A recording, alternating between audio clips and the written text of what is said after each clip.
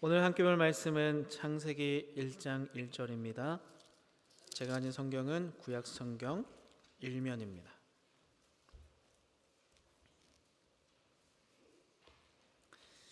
창세기 1장 1절 말씀 저희 함께 읽도록 하겠습니다. 태초에 하나님이 천지를 창조하시니라. 아멘. 오늘 말씀으로 시작이라는 제목으로 함께 말씀의 은혜를 나누고자 하는데요. 우리 이렇게 인사해 보겠습니다. 옆에 계신 성도님과 하나님은 우리의 시작입니다. 인사해 볼까요? 하나님은 우리의, 한 번 더 하겠습니다. 하나님이 우리의 모든 것 되십니다. 하나님이 우리의 모든 것 되십니다. 감사합니다.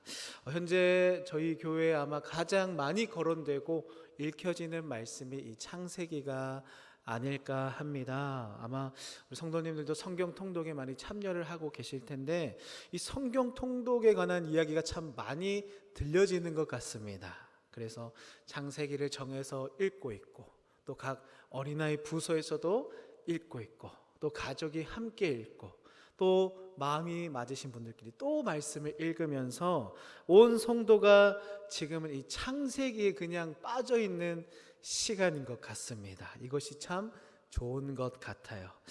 여기저기서 성경을 읽었다는 이야기가 들려옵니다. 여기저기서 톡방이 생겨나고 성경을 읽는 그룹이 또 하나가 생겨나고 나도 초대해달라, 그래 너도 같이 하자, 이런 이야기가 참 듣기 좋은 이 시점인 것 같은데요. 그러한 시간에서 오늘 창세기라는 말씀에 대해서 함께 나눌 텐데 우리가 이 시간을 통해서 창세기에 담겨있는 하나하나의 의미를 다 세밀하게 다루면 좋겠지만 그러기는 힘들기 때문에 창세기라는 말씀의 위치와 이름의 의미, 그리고 그 구조가 주는 의미, 그리고 주요한 메시지 등을 함께 나누어보고자 합니다. 제가 예전에 사역하던 교회에서 중고등학생들과 필리핀에 있는 이 섬 지역으로 단기 선교를 일주일 정도 갔다 온 적이 있습니다. 교회가 새롭게 지어지고 그곳에서 이제 동네 주민들, 근처에 있는 산족들, 그런 이 복음을 알지 못하는 자들에게 복음도 전하고 한국의 문화도 전하는 이런 사역을 감당했었는데요. 정말 힘들었습니다.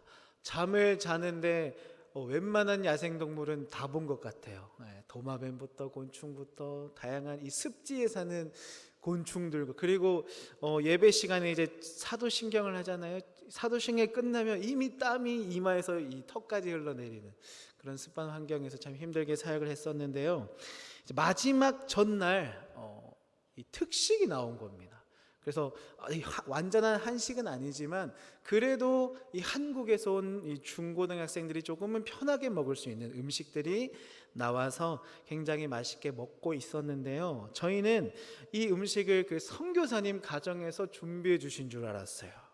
그런데 맛있게 먹는 중에 선교사님이 얘기하시기를 이 음식은 이 교회를 섬기는 현지 분들과 오늘 복음을 들은 분들이 생활비를 모아서 음식을 대접한 것입니다 라는 말씀을 주셨습니다. 이런 사연을 알고 나니까 원래 맛있었던 음식은 바뀌지 않았어요. 그런데 더 맛있고 풍성하게 느껴졌습니다. 그러한 감사 속에 선교를 마쳤던 기억이 있는데요. 오늘 창세기에 대해서 우리가 함께 나누고 알아가는 시간이 이와 같은 풍성한 시간이 되기를 원합니다. 물론 우리가 성경 읽기를 통해서 너무나 감당할 수 없는 은혜를 누리고 있는 줄 압니다. 계시된 말씀은 우리가 하나님의 뜻을 알고 그 은혜를 누리기에 충분하고 완전하죠. 이미 그 은혜 속에 살아가고 있지만 이 시간 이 창세기에 담긴 하나님의 뜻과 사랑을 조금 더 세세하게 나누고 알아볼 때 더 충만하게 주시는 은혜가 저와 여러분 가운데 차고 넘치기를 바랍니다. 첫 번째로 살펴볼 것은 창세기의 위치와 이름인데요. 창세기를 더 풍성하게 이해하기 위해서는 먼저 창세기가 구약 성경 전체에서 어떤 위치에 놓여 있는지를 알아야 합니다. 창세기는 우리가 읽은 바와 같이 구약 성경의 맨 처음 이 오경의 첫 책이 바로 창세기인데요. 모세오경은 출애굽 시대에 하나님의 종, 민족의 지도자였던 모세가 자신의 죽음에 임박하여 또 하나님의 종으로서 성령의 영감으로 기록한 하나님의 말씀입니다. 이러한 모세오경은 하나님의 백성 이스라엘을 위한 영원한 믿음과 이 생활의 근거와 규범이 될 수 있도록 태초에서부터 출애굽 광야 시대에 이르기까지 하나님의 구원의 역사와 하나님이 선포하신 율법 등을 말하고 있습니다. 창세기가 속해 있는 모세오경은 창세기에서 신명기까지 이어지는 구약의 첫 5권의 책을 말하는데요. 오경은 이 5과 두루마리를 보관하는 상자라는 단어가 합쳐진 말입니다. 원래는 이 5개의 상자라는 의미가 있었지만 지금은 그 말씀 자체, 두루마리 자체로 의미하는 말로 이 오경이라는 말이 사용이 되고 있는데요. 이 5권의 오경은 히브리 성경에서 토라라는 이름을 가지고 있었습니다. 토라라는 단어는 교훈, 지시, 방향을 알려준다라는 의미를 가지고 있는데요. 즉 이스라엘 사람들은 이렇게 생각한 거죠. 창세기에서 신명기까지 이 오경 5권의 말씀은 우리에게 주신 하나님의 계시의 가르침뿐만 아니라 우리가 나아가야 할 하나님의 뜻을 제시하는 말씀, 우리가 따라가야 할 하나님의 길을 알려주는 말씀이다 라고 생각하고 받아들였다는 것이죠. 이러한 토라는 이후 헬라 시대에 와서 이 법, 율법이라는 뜻의 헬라어 노모스로 불려지면서 법률적인 요소들이 굉장히 강하게 의미됩니다. 구약 성경을 살펴보면 그 책의 가장 첫 단어를 따서 그 책의 이름으로 삼는 경우가 있습니다. 유대인들은 오경의 첫 번째 책, 이 책 1장 1절에 있는 태초를 취해서 이 창세기를 브레시트, 태초에라는 의미로 부르게 되었습니다. 그런데 이후에 이 히브리 성경이 헬라어로 번역이 되면서 이름이 브레시트, 태초에서 게네시스, 발생, 기원, 근원, 원천, 출생 등의 의미를 가진 단어로 바뀌게 됩니다. 그것은 이 창세기라는 책의 기본 구조가 이 족보를 중심으로 인물들의 탄생을 중심으로 이루어지고 있기 때문인데요. 지금 우리가 읽은 이 말씀을 창세기라고 부릅니다. 그러나 이 창세기라는 말씀에는 태초의 시작뿐만 아니라 기원, 원천, 이스라엘 민족의 시작, 출생, 족보, 혈통 등까지 모두 포함이 되어 있음을 기억하며 이 말씀을 읽어가신다면 더 풍성한 은혜를 누리시게 될 것입니다. 정리를 해보자면 이 창세기라는 이 말씀의 위치와 이름을 볼 때 다시 한번 띄워주시겠어요? 창세기는 태초의 시작에 관해서 모든 만물의 탄생뿐만이 아니라 이스라엘 민족의 시작, 출생, 그들의 족보, 혈통까지 담고 있는 하나님의 말씀이며 이 말씀은 곧 하나님의 뜻이요 그의 자녀들이 달려가야 할 하나님의 길을 가리키고 있는 말씀이다 라고 말할 수 있습니다. 그래서 창세기를 앞으로 더 읽어가실 때 이 창세기가 태초의 시작뿐만이 아니라 그들의 기원, 출생, 근본, 족보, 모든 민족의 시작까지 담고 있는, 더 나아가서 하나님의 백성들이 따라야 할 하나님의 길과 방향을 제시하는 말씀이구나라는 것을 기억하시고 말씀을 읽어가시면 더 풍성한 은혜를 누리실 수 있을 것입니다. 두 번째로는 창세기의 구조의 의미를 좀 살펴보고자 하는데요. 이 창세기라는 말씀은 이 족보, 톨레도트라는 족보를 중심으로 인물들의 탄생을 중심으로 구조가 짜여 있습니다. 이러한 족보의 구조에서 그 내용을 살펴볼 때 크게 두 부분으로 나누어 볼 수 있는데요. 사진을 한번 띄워주시겠습니까? 하나는 1장 1장부터 11장까지 이어지는 이 프라이미벌 히스토리, 원역사, 원시 역사로 볼 수 있고요. 다른 하나는 12장부터 50장까지 이어지는 이 족장의 역사, 족장사로 나누어서 볼 수가 있습니다. 창세기 1장 1절이죠. 태초에 하나님이 천지를 창조하시느니라. 원시 역사, 원역사는 하나님께서 우주 만물을 창조하신 일에서 시작하여서 인간의 창조, 아담과 하와의 이야기, 그들의 범죄, 에덴에서의 추방, 가인과 아벨의 이야기, 최초의 살인, 노아 홍수, 민족의 번성과 분열, 바벨탑 사건 등을 말하고 있는데요. 조금 더 자세히 보자면 1장부터 3장까지는 우주 만물과 인간이 어떻게 창조되었는지를 서술하면서 동시에 인간의 어떤 재반적인 삶과 모습, 죽음과 노동과 출산의 고통 등이 어떻게 시작되었는지를 알려주고 있습니다. 그리고 후반부인 4장부터 11장까지는 아담과 하와의 타락에서 비롯된 인간의 이 죄성이 가인과 아벨을 거쳐서 노아의 홍수 심판과 바벨탑 사건에 이르기까지 이 죄악이 어떻게 확대되고 재생산되는지를 끊임없이 보여주고 있다는 것이죠. 이처럼 원역사는 아담과 하와, 가인과 아벨, 노아 홍수, 바벨탑 사건 등의 연결된 이야기의 구조 속에서 하나님께서 아담과 하와에게서 비롯된 인간의 범죄 행위를 어떻게 처벌하시는지, 그리고 범죄에 대한 심판이 끝난 후에는 어떠한 방법으로 그들에게 새로운 구원의 은혜를 주시는지를 설명하고 있습니다. 중요한 것은 이 원역사가 왜 인간의 범죄 역사를 계속해서 추적하고 있느냐, 왜 그런 역사를 추적하면서 우리에게 그것을 보여주고 있느냐라는 것인데요. 그 이유가 무엇이겠습니까? 그것은 바로 인간이 본질적으로 어떠한 존재인지를 깨닫게 하기 위함입니다.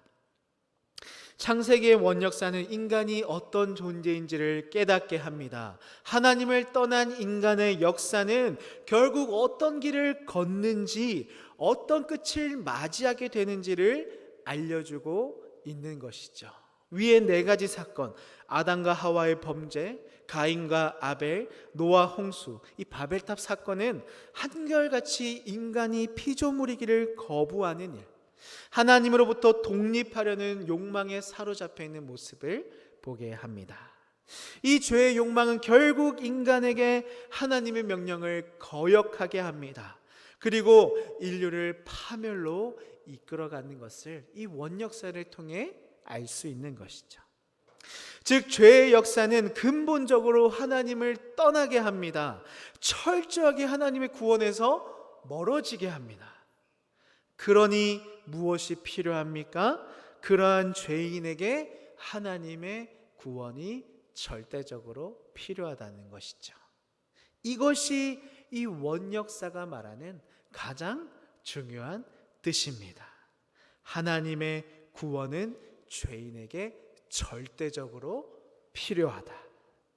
인간은 누구나 하나님의 구원이 필요합니다. 인간은 누구나 구원을 받아야 살아갈 수 있습니다. 이것이 하나님이 아브라함을 부르신 이유입니다. 하나님으로부터 완전히 멀어져 버린 죄인, 스스로의 힘으로는 절대 하나님의 구원에 도달할 수 없는 인간을 위해서 하나님은 새로운 구원의 역사를 시작해 가시는 것이죠. 그것이 12장부터 등장하는 족장의 역사인데요. 우리는 이것을 하나님의 구원의 역사 또는 이스라엘 역사의 시작이라고 부르기도 합니다.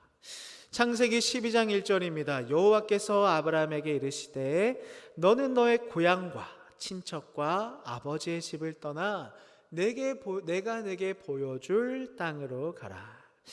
이런 말씀이죠. 여호와께서 아브라함에게 말씀하셨습니다.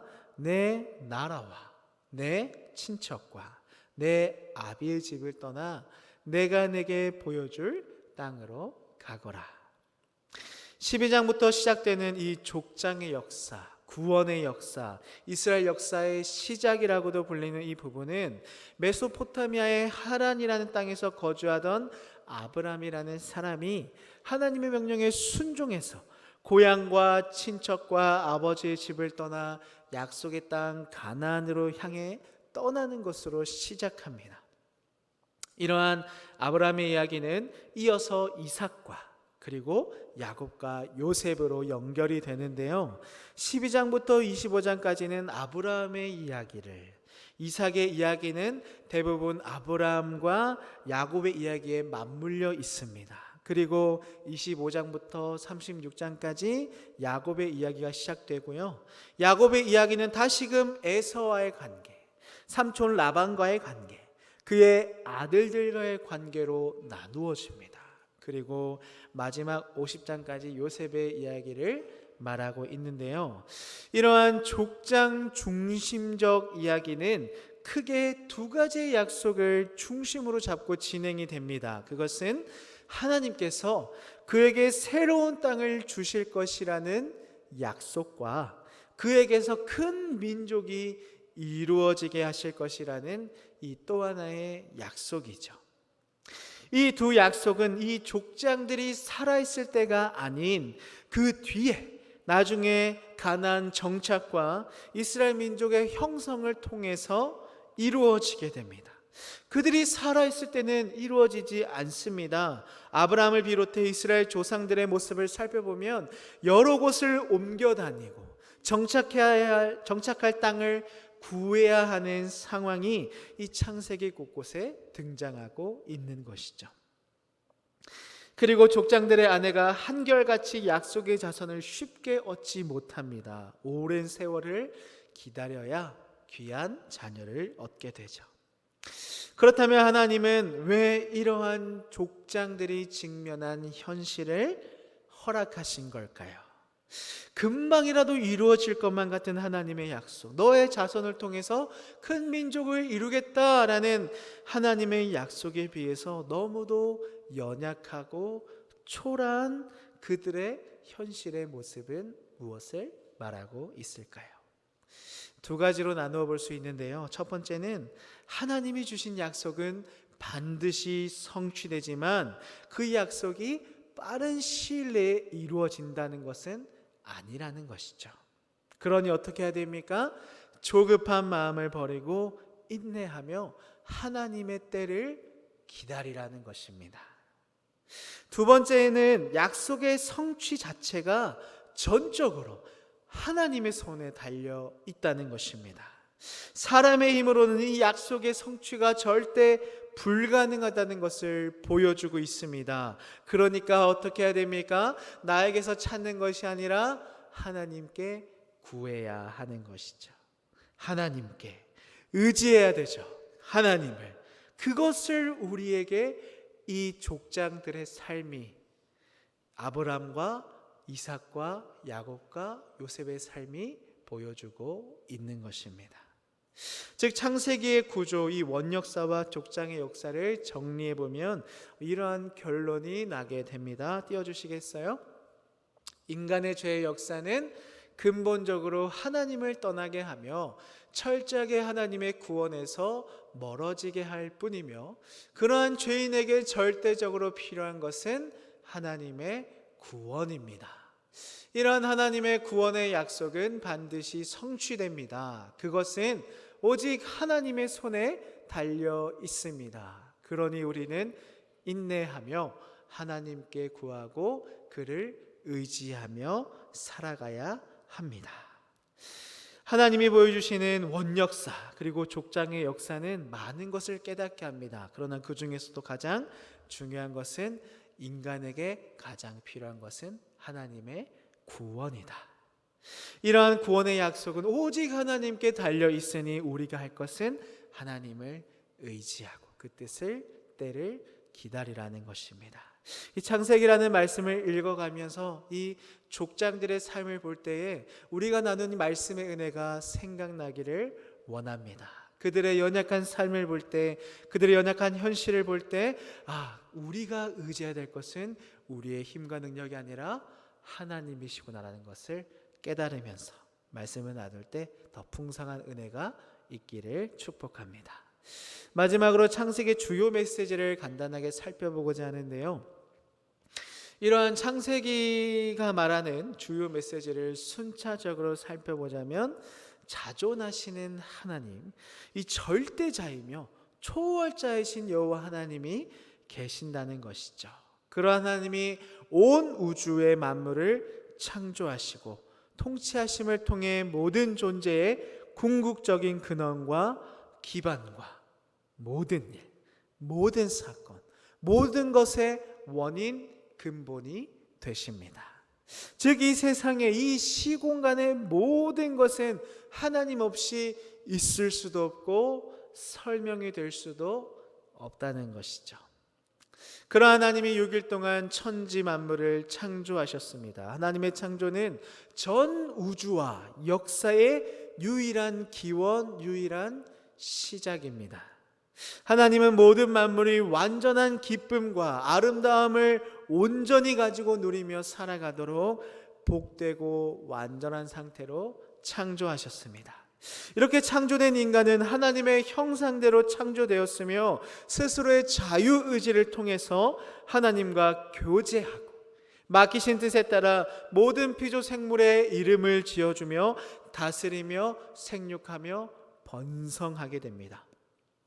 그러나 하나님의 형상으로서 부여받은 이 자유의지를 거슬러서 죄를 짓고 타락하게 된 인간은 숱한 죄악과 고통과 사망에 시달리게 되는 것이죠. 인간은 범죄 이후 하나님의 말씀대로 곧 죽을 수밖에 없었습니다. 하지만 하나님은 사랑으로 인간의 구원을 위한 구속의 법을 세우십니다. 그리고 여자의 후손 예수 그리스도를 중심으로 이 귀한 구원의 역사를 이루어 가십니다. 이러한 하나님의 구원의 은혜는 죄인, 타락한 인간, 영원한 죽음을 맞이한 죄인의 유일한 생명, 유일한 희망이 됩니다. 이러한 하나님의 구원의 역사는 하나님이 택한 자, 이 택한 백성을 중심으로 전개되어집니다. 구약 시대에는 선민인 이스라엘 백성을 중심으로, 신약 시대에는 영적 선민인 교회를 중심으로 하나님이 이끌어 가시는 것이죠. 이스라엘의 조상된 여러 족장들은 인간적인 약점이 있음에도 불구하고 온갖 역경과 어려움 속에서 더 하나님을 믿고 더 하나님을 따릅니다. 아브라함, 이삭, 야곱, 요셉으로 이어지는 네 족장들의 이야기는 하나님의 구원을 사모하면서 이 땅에서 나그네 삶을 살아가는 성도들의 일생의 축약판과도 같다라고 말할 수 있는 것이죠. 즉 우리도 그들처럼 때론 나약합니다. 그러나 그 끝은 무엇입니까? 위대한 하나님의 뜻입니다. 가장 중요한 사실은 하나님이 모든 성도의 삶의 이면에서 모든 것을 주관하시며 우리가 그 귀한 뜻으로 구원의 은혜로 달려가도록 우리를 이끌고 계신다는 것이죠. 그들은 부족한 삶을 살았지만 하나님은 그들을 패하지 않으십니다. 연단과 인도하심을 통해 그를 하나님의 백성의 조상으로 삼으시죠. 그러나 하나님은 우리에게 부족함이 많다고 할지라도 우리를 선택하신 그 뜻하신 바대로 우리를 구원의 길로 여전히 인도하고 계심을 우리는 알 수 있습니다. 창세기를 읽어가는 중에 이러한 은혜가 있기를 소망합니다. 연약한 그들을 패하지 않으시고 연단과 인도하심으로 하나님의 길로 이끌어 가시는 하나님의 은혜가 우리의 연약한 삶 가운데 넘치는 생명과 능력이 되기를 소망합니다. 그 이면에는 우리를 창조하신 하나님의 사랑과 놀라운 은혜가 우리 가운데 충만합니다. 말씀을 읽으며 나누실 때 이보다 더욱 풍성한 은혜가 있기를 소망하면서 여러분의 모임 가운데, 말씀을 읽는 모든 시간 가운데 그러한 하나님의 역사를 붙들고 말씀으로 따라가는 저와 여러분의 시간이 되기를 축복합니다. 말씀을 정리하겠습니다. 오늘 설교의 제목이 시작입니다. 창세기는 이 시작에 대한 하나님의 말씀을 우리에게 펼쳐주면서 많은 은혜를 누리게 합니다. 하나님은 모든 만물의 시작이십니다. 모든 근원의 시작이십니다. 그러한 하나님의 시작이 있었기 때문에 우리가 피조물로서 하나님의 언약의 대상으로서 살아가는 은혜를 누리고 있는 것입니다. 창세기의 시작은 시간의, 만물의, 인류의, 죄악의, 문화의, 선택의 이스라엘의 시작을 말하고 있지만 한 가지 의미를 더 포함하고 있는데요. 그것은 바로 근본이라는 의미입니다. 시작의 관점에서 보면 창세기는 모든 것의 시작을 말합니다. 근본의 관점에서 보면 창세기는 모든 것의 근본, 우주와 인생과 신앙과 믿음에 대한 모든 근본, 그 기초를 말하고 있다라고 볼 수 있는 것이죠. 그렇게 우리는 이 창세기라는 말씀을 통해서 모든 것의 시작뿐만 아니라 그 모든 것의 근본을 발견할 수 있습니다. 우리의 삶과 신앙의 근본은 어디입니까? 그 출발점이 어디입니까? 그 이유가 무엇입니까? 우리는 그곳에서 어떻게 살아가야 합니까? 우리는 우리의 유일한 힘과 능력은 무엇입니까? 사랑하는 성도 여러분, 이 창세기라는 말씀을 읽어 나갈 때 우리의 삶과 신앙의 시작과 근본이 무엇인지를 발견하시는 저와 여러분이 되기를 바랍니다. 이 시작의 말씀에 담긴 놀라운 하나님의 뜻과 구원의 은혜가 말씀을 읽는 순간순간마다 여러분의 심령에 차고 넘치기를 축복합니다. 그러한 자에게 보여주시는 귀한 신앙의 길, 믿음의 길, 말씀의 길, 회복의 길을 달려가는 저와 여러분이 되기를 축복합니다. 그리하여 이후에 함께 고백할 찬양의 가사처럼 우리의 모든 시작과 우리의 모든 근본이 되시는 주님, 그 주님의 높고 위대하심을 영원히 찬양하는 저와 여러분이 되기를 축복합니다. 기도하겠습니다. 하나님,